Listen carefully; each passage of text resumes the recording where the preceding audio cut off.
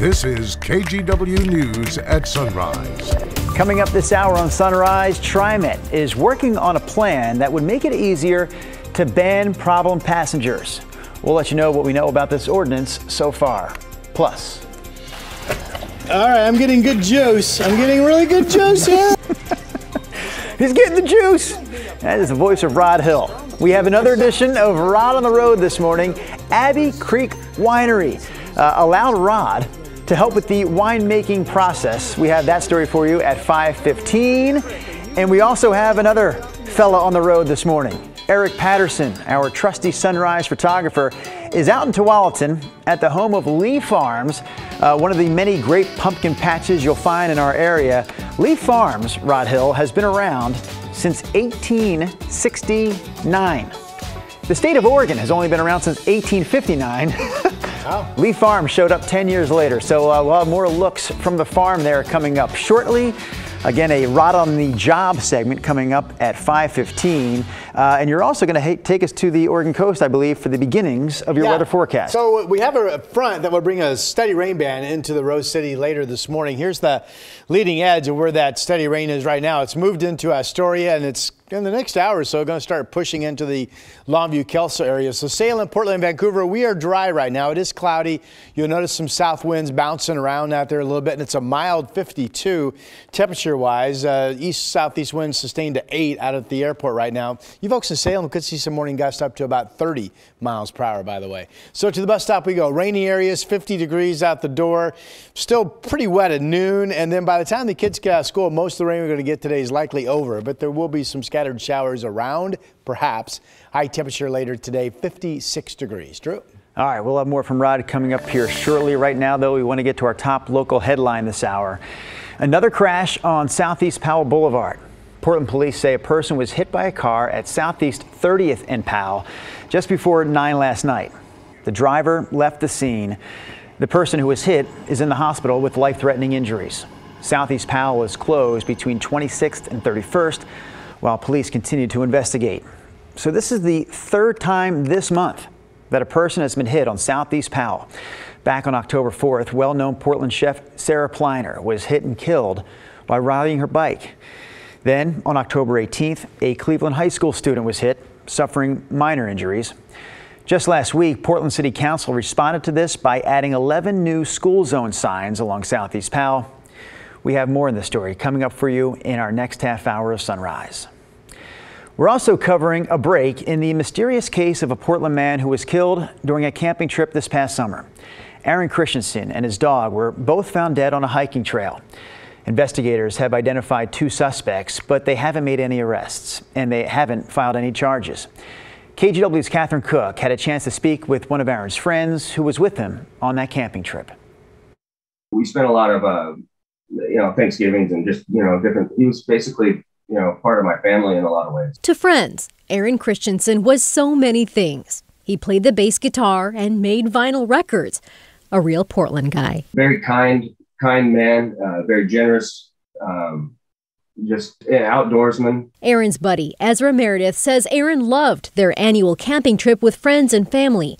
This year, the group headed north to Wallop Lake in Lewis County, Washington. He would go on long hikes, usually, by himself. This year he was excited because he had a new dog. That would be little Buzz here. On August 20th, Aaron and Buzz hit the 101 trail for a 13-mile hike. He told his friends he'd be back at camp in time for dinner. As the day went on, I was just kept on looking at my phone and thinking that he should be showing up at some point. Eventually, someone from camp saw sheriff's lights flashing in the distance. Hoping for help, they told deputies about Aaron. That's when deputies told them both Aaron and Buzz had been found dead on the trail. I felt like I'd been kicked in the stomach. It's hard to describe. It's just, he was one of my best friends, and it's really, it's been quite a struggle for all of us. Ezra says the last 2 months have been unbearable. Rumors and little or no information from investigators. We feel like it's been a long time. Finally, on Wednesday, news from the Lewis County Coroner's Office. It showed Aaron's cause of death was homicide, a gunshot wound to the chest. We want to see justice for our friend Aaron Christensen. Thursday brought them one step closer to that. The Lewis County Sheriff's Office named 2 suspects in the case, 20-year-old Ethan Osbach and a 17-year-old girl, both from Thurston County. Investigators referred the suspects to prosecutors for charges of first-degree manslaughter and first-degree animal cruelty. Deputies also shared that back in August, a family member of Ethan Osbach had contacted them. They told investigators that Ethan and the girl had been hiking in the area the day Aaron was killed.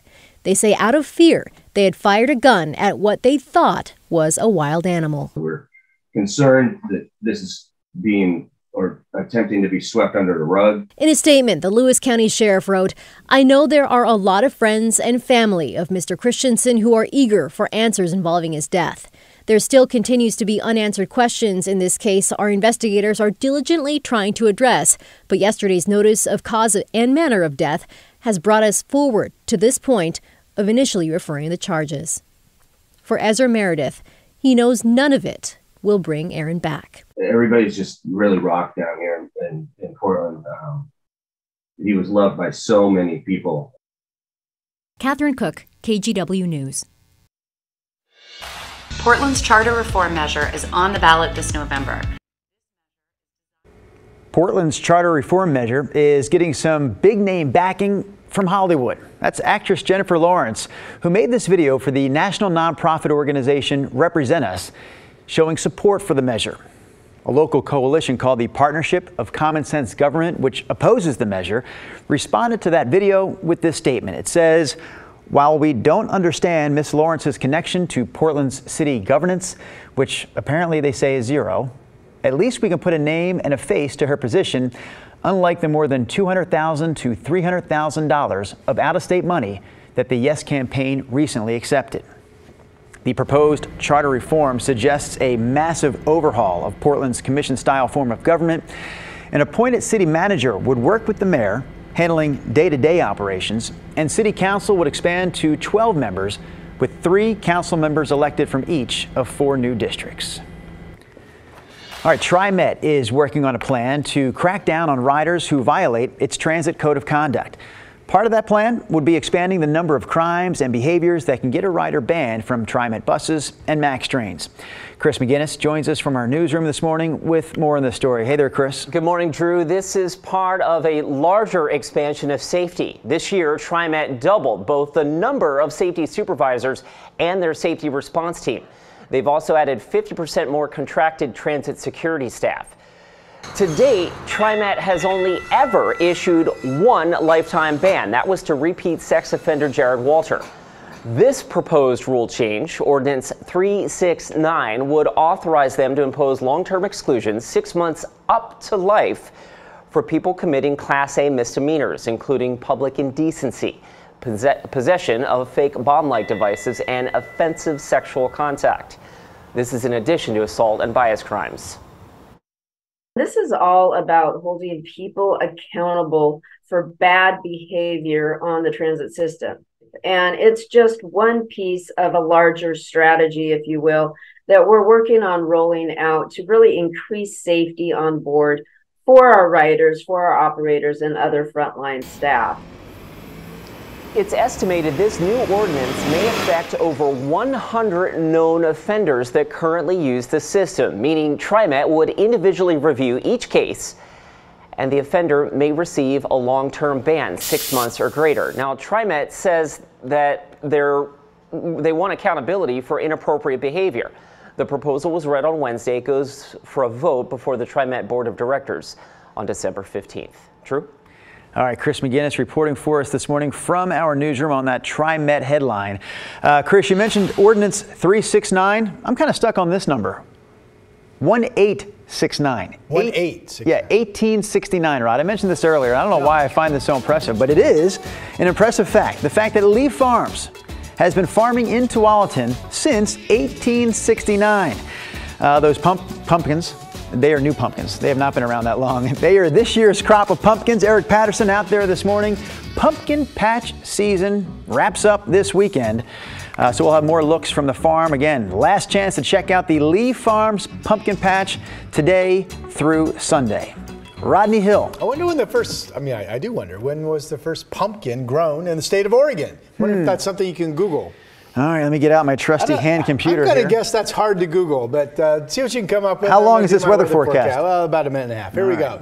We have a solid rain band. We're in the solid clouds from that rain band. Here's the rain band still to the west of the Willamette Valley, but it's hitting Long Beach pretty good. Astoria starting to pick up the rain. There are some heavier rain rates here in yellow, but you can see here we are, Vancouver, Portland, Salem, I-5, getting ready to head out and start your commute. Still a little dry time before that happens. And the clouds have kept temperatures up. We're generally around 50 degrees outdoors right now, so it's a nice mild start. This shows 8:30. Now we're getting into the main rain band here in Portland and Salem. It will soon after. So today's question as a forecaster is, how long does the rain band hold together before it breaks up, and how long does it take it to drop through? So this is 12:30. This could be more of a solid rain band still than what you're seeing here, but eventually it will break up as it drops to our southeast. And then later today, here we are at 5:30, still some scattered showers around. But generally speaking, most of the rain we're going to pick up today in terms of getting in the rain bucket, if you will be during the morning hours up into around the noon hour. You have high school football, or you're meeting some friends tonight, there will be some scattered showers around under cloudy skies, pretty comfortable temperatures for you. Here we are right now. I mentioned it's mild outside. We're at 50 in Salem, and it's 50 or better all the way down into Salem. Eugene has stayed out of the clouds. They're at 42, 51 up in Astoria. And then it will be a dry day east of the Cascades, and we have 23 out in Burns this morning. Here's a look at our forecast numbers for the Willamette Valley. Looks like mid-50s. We don't expect the temperature to do much today because of the clouds and the rain that arrives this morning through the noon hour, and then still some scattered shower activity later this afternoon. Rain moving in the next hour or so to the Longview-Kelso areas. That's a morning, a wet morning, and then afternoon showers, mid-50s here. 7-day forecast. I like tomorrow's chances of being dry. Fog to sun, 60. Could be some light rain in the morning Sunday, or maybe the rain holds off until it develops in the afternoon. But I do believe the daytime we'll see some rain on Sunday. And then it's a rainy Halloween that should break into scattered showers for the trick-or-treat hours. Did you come up with an answer, sir? Man, I've learned a lot about pumpkins in this last 90 seconds. I don't have an answer to your question, but I now know pumpkins are made up 90% with water. 90% water. Yeah. I also know now that pumpkins are grown on every continent in this world except Antarctica. Thank you. But you have no idea when we grew the first pumpkin in Oregon. No, I don't. Well, sorry. That was what I wanted to know. I'm going to step back out over this way. All right. With my lack of knowledge. Hey, coming up, this is fun. I got to go out to Abbey Creek Winery in North Plains. It's right there in the downtown area. And this place is more than just a winery. It is a place that is good for drinking, apparently. Well, their mission is to get people to come together. It's really fascinating. That's Bertoni Boston. We'll meet him coming up with my next Ride on the Job.